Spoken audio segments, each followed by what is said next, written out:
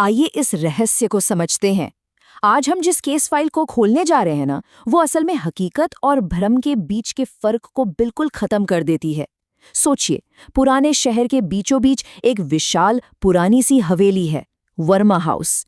सालों से वीरान, हर तरफ अजीब सा सन्नाटा और अनकहे रहस्य।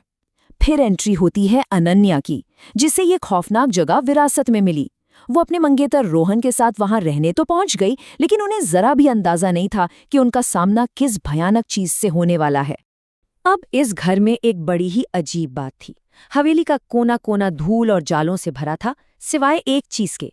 दूसरी मंजिल के एक अंधेरे कमरे में रखा एक पुराना आदमकद आईना। वो इतना साफ था जैसे कोई रोज उसे चमका रहा हो।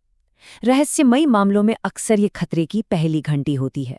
और अगर आप उस आईने के भारी लकड़ी के फ्रेम को ध्यान से देखें तो उस पर एक अजीब सी नक्काशी थी। स्मृतियां कभी मरती नहीं, मतलब यादें कभी नहीं मरती। ये कोई आम सजावट तो बिल्कुल नहीं थी, बल्कि आने वाले खौफ की एक साफ चेतावनी थी। तो चलिए सीधा उस विसंगति पर चलते हैं जहां से ये सारी अजीबोगरीब घटनाएं शुरू हुई और भौतिक विज्ञान के नियम पूरी तरह से टूट गए। पहली ही रात कुछ ऐसा हुआ जो रोंगटे खड़े कर देने वाला था। सोच कर देखिए, आप शीशे के सामने खड़े हैं।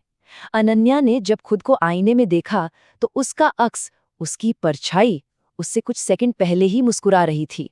उसने अपना हाथ उठाया और आईने वाले अक्स ने वो हरकत पहले ही कर दी थी। असल जिंदगी और आईने के बीच समय का ये जो गैप था ना, वो सच में डरावना था। शुरू में रोहन ने इसे बस सफर की थकान या कोई नजर का धोखा मानकर टाल दिया, लेकिन असली खौफ की शुरुआत तो बस यहीं से हुई थी। और फिर ये खौफ कैसे बढ़ा और कैसे आईने ने भविष्य की झलकियां दिखानी शुरू की, ये जानना और भी दिलचस्प है। जल्दी ही ये साफ हो गया कि ये कोई वहम नहीं था। जरा इस क्रम को देखिए कि चीजें कैसे बिगड़ी। पहले दिन बस वो एक मुस्कान थी जो समय से पहले आईने में दिखी। फिर दूसरे दिन अनन्या रसोई में थी। उसने शीशे में देखा कि उसके पीछे रखा कांच का ग्लास गिरने वाला है, और सच में कुछ ही सेकंड बाद वो ग्लास गिरकर चकनाचूर हो गया। आईना अब सच में भविष्य दिखा रहा था। और तीसरे दिन तक आते आते तो हद ही हो गई। रात के सन्नाटे में भारी कदमों की आवाजें, दरवाजे अपने आप खुलना, और सबसे भयानक बात, आईने में कभी-कभी एक तीसरी परछाई नजर आने लगी।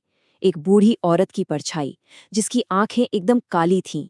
जब बात हाथ से निकलने लगी तो उन्होंने मदद के लिए फादर सैमुअल से संपर्क किया। और यहीं से खुलता है इस आईने का सबसे काला इतिहास।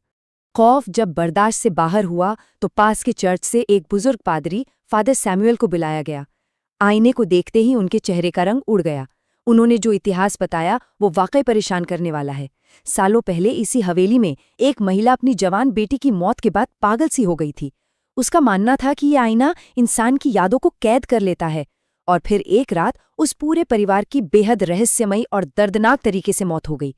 तब से पूरे इलाके में इस आईने को बुरी तरह से शापित माना जाता था। अब यहाँ सबसे जरूरी बात ध्यान देने वाली है। फादर सैमुअल ने एक ऐसा सच बताया जिसने पूरी कहानी ही पलट दी। उनकी इस गंभीर चेतावनी को सुनिए। ये आईना भविष्य नहीं दिखाता, ये मौत से पहले की आखिरी याद दिखाता है। जरा सोचिए इसका क्या मतलब है। वो जो गिरता हुआ गिलास था या वो जो भयानक परछाइयां थी, वो कोई भविष्यवाणी नहीं थी, बल्कि वो एक अटल और खौफनाक मौत का सीधा सीधा इशारा था। और फिर आती है वो आखिरी याद, वर्मा हाउस की वो आधी रात जो सब कुछ बदल देने वाली थी। ये सच जानने के बाद जाहिर है उन्होंने तुरंत एक भारी मोटे कपड़े से उस आईने को ढक दिया। लेकिन बात इतनी आसानी से खत्म कहाँ होती है। रात के ठीक 12 बजे उसी ऊपर वाले कमरे से कांच के चकनाचूर होने की जोर की आवाज आई। तीनों दौड़कर ऊपर पहुंचे। देखा तो वो मोटा कपड़ा फर्श पर पड़ा था। अब जरा इस रोंगटे खड़े कर देने वाले पल की कल्पना कीजिए। असल कमरे में वो तीनों बिल्कुल शांति से खड़े थे, सब नॉर्मल था।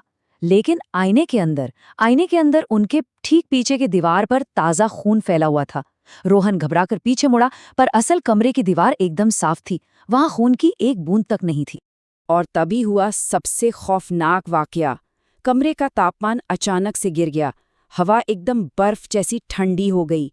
आईने के अंदर वही काली आंखों वाली बूढ़ी औरत दोबारा नजर आई। वो धीरे धीरे खिसकते हुए आईने में अनन्या के ठीक पीछे आकर खड़ी हो गई। उसकी मुस्कान बिल्कुल बेजान थी और उसने आईने की उस गहरी खाई के अंदर से फुसफुसाते हुए कहा, अब तुम्हारी यादें मेरी हैं। इसके बाद जो कुछ भी हुआ वो इतनी तेजी से हुआ कि किसी को संभलने का मौका ही नहीं मिला। उस औरत के इतना कहते ही अचानक से पूरी लाइट चली गई। पूरा कमरा एकदम घोटो भयानक अंधेरे में डूब गया। बस कुछ ही सेकंड बाद जब बत्तियां वापस आईं तो सब कुछ खत्म हो चुका था। रोहन और फादर सैमुअल कमरे में बिल्कुल अकेले थे। अनन्या वहां थी ही नहीं। वो बिना किसी सुराग, बिना किसी नामो निशान के हवा में गायब हो चुकी थी। अनन्या कहाँ गई, कैसे गायब हुई? किसी के पास कोई जवाब नहीं था।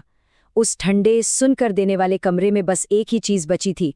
उस आईने की बिल्कुल साफ सतह पर किसी ने अपनी उंगलियों से एक ताज़ा संदेश लिखा था, मैं अभी भी यहाँ हूँ। इस केस फाइल की जांच का ये एक ऐसा अंत था जो आज भी दिल दहला देता है। उस भयानक रात के बाद वर्मा हाउस हमेशा के लिए बंद कर दिया गया।